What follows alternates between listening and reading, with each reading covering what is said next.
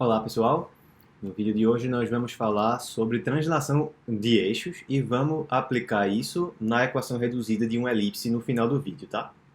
Então aqui a gente tem o seguinte, a gente tem o sistema original de eixos cartesianos, x e y, e a gente vai considerar agora uma translação desses eixos, ou seja, a gente pegou esses eixos e aí moveu eles para cá, de modo que esse novo eixo horizontal aqui é paralelo ao eixo x, esse novo eixo vertical aqui é paralelo ao eixo y, a gente está nomeando eles de u e v, respectivamente, e a origem do novo sistema de eixos corresponde ao ponto x0, y0 no sistema original, tá? Então, a origem era o ponto 0 e 0 no sistema x e y, a origem do novo sistema vai ser o ponto x0 e y0. Agora, se a gente considera um ponto aqui no plano, a gente pode olhar tanto para as coordenadas dele com relação ao sistema x e y, quanto em relação ao sistema u e v. O objetivo inicial aqui do vídeo é ver como que essas coordenadas se relacionam, tá certo? A gente vai começar então passando perpendiculares aos eixos aqui por esse ponto, e isso vai permitir que a gente marque onde que estão as coordenadas desse ponto nesses eixos. Então, com relação ao sistema original, a coordenada x desse ponto corresponde a esse valor aqui, e a coordenada y, por sua vez, corresponde a esse valor aqui. Já em relação ao novo sistema u e v, a coordenada u desse ponto vai corresponder a esse ponto aqui embaixo, aqui, e a coordenada v dele corresponde a esse ponto que está aqui, certo? Então, todos esses eixos aqui são paralelos. Esse é paralelo a esse aqui é paralelo a esse aqui. A medida de V é exatamente esse comprimento aqui. Ou seja, daqui até aqui também mede V, certo? Analogamente, U ele corresponde a essa medida aqui, desse segmento. Portanto, esse comprimento que está aqui embaixo, ele também mede U.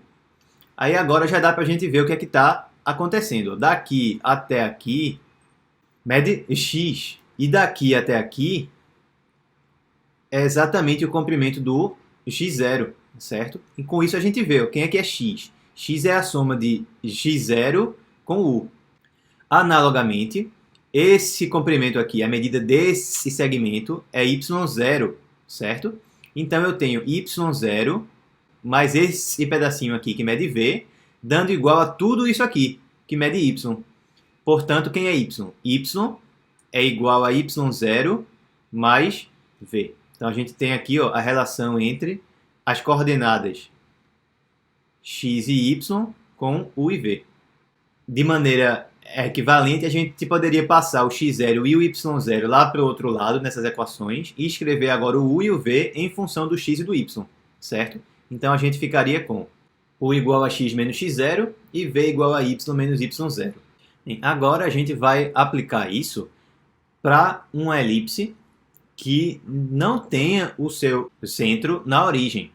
Não tem o centro na origem, mas os eixos dela ainda são paralelos aos eixos coordenados. Tá? Então o eixo maior aqui nesse caso está sendo paralelo ao eixo x, o eixo menor está sendo paralelo ao eixo y.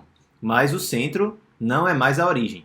Então a gente vai fazer uma translação de eixos aqui. A gente vai escolher o centro da elipse como sendo a origem do novo sistema de eixos u e v. Agora observa aqui que em relação ao sistema de eixos u e v, a gente já sabe como vai ser a equação reduzida dessa elipse.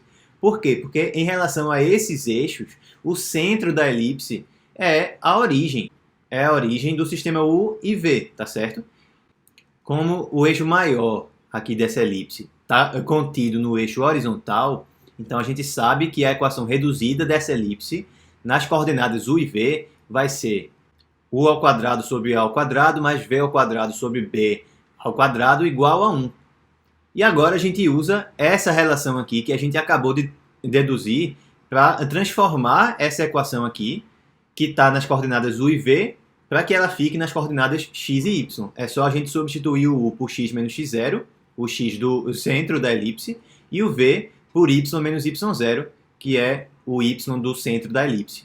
Portanto, a equação reduzida nesse caso vai ser x menos x0 ao quadrado sobre a ao quadrado, mais y menos y0 ao quadrado sobre b ao quadrado, igual a 1. Esse é o caso de uma elipse que está deitada, que tem eixo maior paralelo ao eixo horizontal, certo? Agora, se fosse o caso de uma elipse que estivesse em pé, que tivesse o eixo maior paralelo ao eixo vertical, aí o que ia mudar é que o a ao quadrado ia ficar embaixo do y ao quadrado, tá certo? Exatamente a mesma coisa. Se a elipse fosse assim, que nem essa elipse verde aqui, aí a equação iria ficar, no caso, x menos x0 ao quadrado sobre b ao quadrado, mais y menos y0 ao quadrado sobre a ao quadrado. O maior entre o a e o b é o a, então ele fica embaixo de quem tiver o eixo maior, né? O eixo maior nesse caso aqui é paralelo ao eixo y, portanto o a fica embaixo do y, igual a 1. Beleza? Então é isso, pessoal. Espero que vocês tenham gostado. Um grande abraço e até o próximo vídeo.